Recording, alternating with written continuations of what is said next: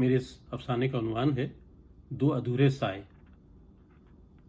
نلکے سے ٹپ ٹپ گرتے پانی کو میں نے روکنے کی کوشش کی مگر میں ناکام رہا۔ پانی گرنے کی رفتار بہت زیادہ تو نہ تھی، مگر کہتے ہیں کہ قطرہ قطرہ دریا بنتا ہے، تو قطرہ قطرہ گر کر ٹینک خالی بھی تو ہو سکتا ہے۔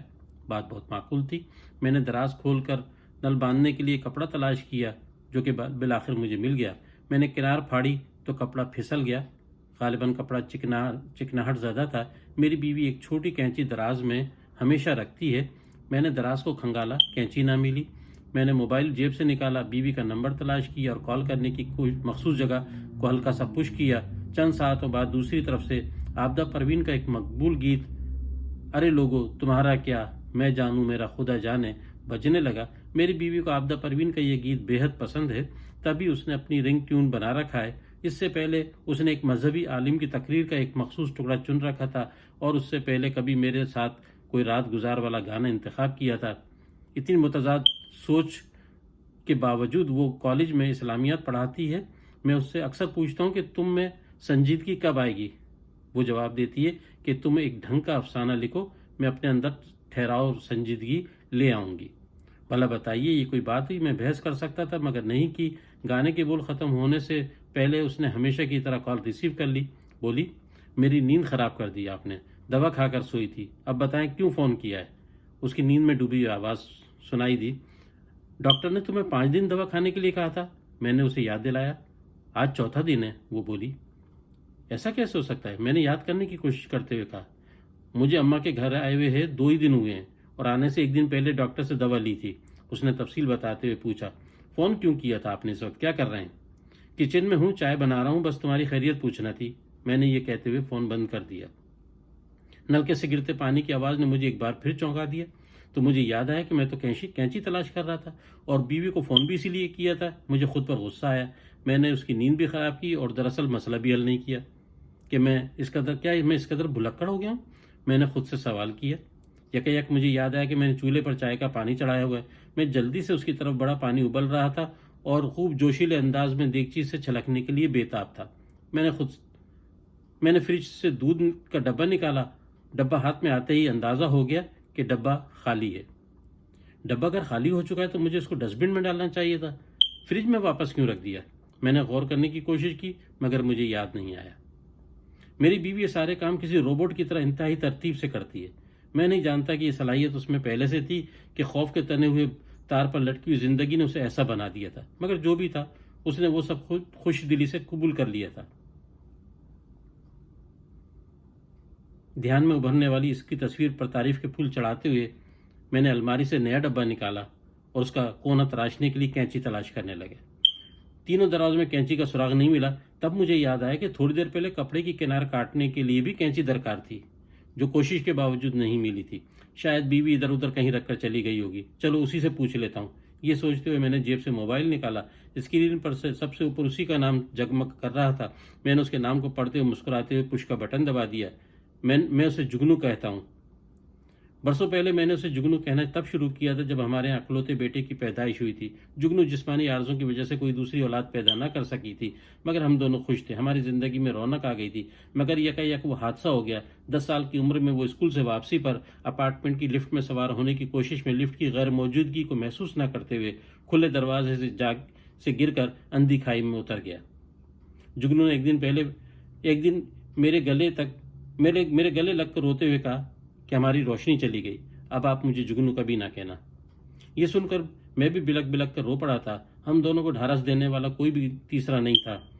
ہم دونوں ہی خاموش ہو گئے، مگر میں اپنی بیوی کو اب بھی جگنو ہی کہہ کر پکارتا ہوں۔ میری سماعتوں میں ارے لوگو تمہارا کیا میں جانوں میرا خدا جانے کے بول گونج رہے تھے۔ ابھی مکڑا ادھورا ہی تھا کہ اس کی آواز ابھری، آپ خود بھی نہیں سو رہے اور مجھے بھی سونے نہیں دیں گے۔ بولے کیا بات ہے؟ اس کے لہجے میں دھیما سا غصہ تھا، مگر وہ میری باتوں پر غصہ کم ہی کرتی ہے، خصوصاً بیٹے کے انتقال کی پہلی برسی والے دن جب اس کا فوٹو البم دیکھتے ہوئے اچانک میرے بائیں دھڑ پر لاکھوں چیونٹیاں سرسرانے لگیں۔ چند ہی ساعتوں میں یوں لگا جیسا میرا بایاں بازو اور ٹانگ اپنا وجود کھو بیٹھے ہوں۔ میں آدھا جسم ناکارہ ہونے پر حیران اور جگنو خوفزدہ تھی، پھر بھی وہ میرے بھاری بھرکم اور فالج زدہ وجود کو جیسے تیسے اسپتال لے کر دوڑی۔ 10 دن اسپتال میں گزار کر لوٹا تو جگنو کی آنکھوں پر خوف اور بے یقینی کے سائے سیاہ حلقوں کی صورت میں نمایاں تھے۔ تمہیں یاد ہے ڈاکٹر نے کہا تھا کہ نوکٹامڈ نہ لینے کی صورت میں، نیند نہ آنے کی صورت میں کھائیں ورنہ نہیں۔ میں نے اسے یاد دلایا، میں نے نہیں کھائی تھی مگر اب کھانا پڑے گی۔ کیا آپ نے صرف یہی بتانے کے لیے مجھے فون کیا ہے؟ نہیں، بس ایسے ہی۔ واپس کب آؤ گی؟ میں نے پوچھا۔ بتایا تھا کہ اماں کے عمرے سے واپسی پر آؤں گی۔ وہ بولی۔ اماں کب آئیں گی؟ میں نے پوچھا۔ کمال کرتے ہیں آپ بھی، ٹکٹ بھی آپ نے خود ہی بنوائے تھے، اب آپ کو ہی یاد نہیں۔ اس کے لہجے میں دھیمی سی جھنجھلاہٹ تھی جسے وہ ضبط کرنا جانتی تھی۔ اچھا تم سو جاؤ، میں نے کہا۔ اب مجھے نوکٹامڈ لینا ہی پڑے گی۔ کال منقطع ہو گئی۔ دودھ کا ڈبہ کاٹنے کے لیے کینچی درکار تھی اور میں وہی پوچھنا ایک بار پھر بھول گیا۔ 4 دن پہلے ڈاکٹر نے ہمیں بتایا تھا کہ جگنو اعصابی تناؤ کا شکار ہے۔ میں اس کی الجھنوں سے آگاہ تھا اور ایسے میں اس کے ساتھ سائے کی طرح رہنا چاہتا تھا۔ حقیقت تو یہ ہے کہ ہم ایک دوسرے کے ساتھ سائے کی طرح ہی رہتے تھے، مگر وہ مجھ سے زیادہ جانتی ہے کہ زندگی میں کچھ اور رشتے بھی ہوتے ہیں جو ہمارے اپنے رشتوں کو مضبوط بنانے میں مدد دیتے ہیں۔ اس لیے وہ میرے ساتھ سائے کی طرح رہنے کی عادت اور خواہش کے باوجود کچھ دنوں کے لیے اماں کے ہاں چلی گئی تھی۔ یک میری نگاہ چائے کی کیتلی پر پڑی جس میں پانی ابل کر آدھا رہ گیا تھا۔ پانی کے جوشیلے ابال کی طرف دیکھتے ہوئے میں نے خود سے سوال کیا، کیا میں نے شکر اور چائے کی پتی ڈالی؟ میری یادداشت کے خانوں سے کوئی جواب برآمد نہیں ہوا۔ میں سوچ میں پڑ گیا۔ کینچی تلاش کر کے ڈبے کو تراشنے اور دودھ اڈیلنے سے پہلے یہ جاننا بہت ضروری تھا کہ پانی میں شکر اور چائے ڈالی ہے کہ نہیں، مگر یہ سب کیسے جاننا جاتا ہے، یہ سمجھ میں نہیں آ رہا تھا۔ سنک میں نلکے سے پانی اب بھی ٹپ ٹپ گر رہا تھا۔ کپڑے کی قطرہ نل کے سوراخ پر باندھ کر پانی روکا جا سکتا ہے۔ کپڑا موجود تھا مگر اسے کاٹنے کے لیے کینچی درکار تھی جو درازوں میں تلاش کرنے کے باوجود مل کر نہیں دے رہی تھی۔ مجھے یاد آیا میں نے بیوی کو اس حوالے سے فون کیا تھا، مگر مجھے یہ بھی یاد آیا کہ میں نے اس سے کینچی کا تو کوئی سوال ہی نہیں کیا۔ مجھے یہ بھی یاد آ گیا کہ ماربل کے سلیب پر دھرے دودھ کے ڈبے کا کونا تراشنے کے لیے بھی کینچی کی ضرورت تھی، اور میں نے جگنو کو دوسری بار فون کیا تھا مگر کینچی کے ساتھ اس کا سوال بھی کہیں گم ہو گیا تھا۔ اس بار میں نے کینچی کے سوال کو پوری طرح اپنی گرفت میں لیا اور ایک بار پھر جگنو کو کال ملائی۔ اب کیا ہو گیا؟ جگنو کی دھیمی مگر پریشان اور نیند میں ڈوبی آواز ابھری۔ اب تو میں نے نوکٹامڈ بھی کھا رکھی ہے۔ ڈاکٹر نے صاف لفظوں میں کہا تھا کہ اسے کھا کر فوراً لیٹ جائیں۔ یار جگنو چائے کا پانی ابل رہا ہے اور مجھے بالکل یاد نہیں آ رہا کہ میں نے اس میں شکر اور چائے کی پتی ڈالی ہے کہ نہیں۔ میں ایک بار پھر کینچی کا سوال بھول گیا۔ کیا مطلب؟ اس کی حیرت میں ڈوبی آواز ابھری۔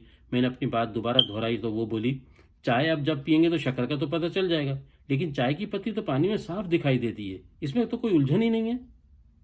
یار واقعی تم ٹھیک کہہ رہی ہو، میں نے شرمندہ ہوتے ہوئے خجالت سے کہا۔ کیا آپ تب سے چائے ہی بنا رہے ہیں؟ لگتا ہے آپ نے چائے کو ایک مسئلہ بنا دیا ہے۔ اس نے کہا تو مجھے صحیح مسئلہ یاد آ گیا۔ میں بولا، ارے ہاں یار، وہ کینچی نہیں مل رہی ہے، دودھ کا ڈبہ کاٹنا ہے۔ کمال کرتے ہیں آپ، کینچی اگر نہیں ہے تو چھری سے کاٹ لیں، اس میں کیا پریشانی ہے؟ اس نے حیران ہوتے ہوئے جواب دیا۔ اف توبہ ہے یار، میں بھی کتنا احمق ہوں، اتنی سی بات نہیں سمجھ سکا۔ میں نے اپنے ماتھے پر ہاتھ مارتے ہوئے کہا، تب وہ ہنستے ہوئے بولی، جیسے آپ کے افسانے بغیر کہانی کے، ویسے ہی آپ کی چائے بغیر پتی کی۔ آپ سے کچھ نہیں ہوگا، میں صبح واپس آ رہی ہوں۔